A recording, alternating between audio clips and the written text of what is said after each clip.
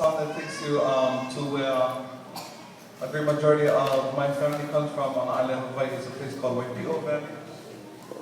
And the neighboring valley right over is a valley called Waimanu Nui. And that's where my grandma was born, and my whole mother's side of the family comes from. So not too much, there was never a melody that was composed for that valley.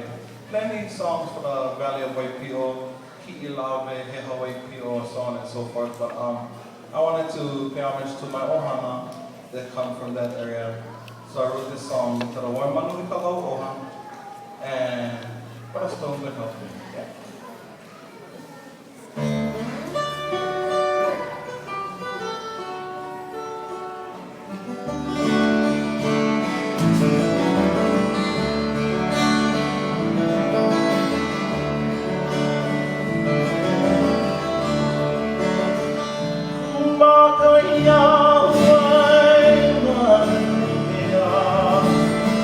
My kalama o mulia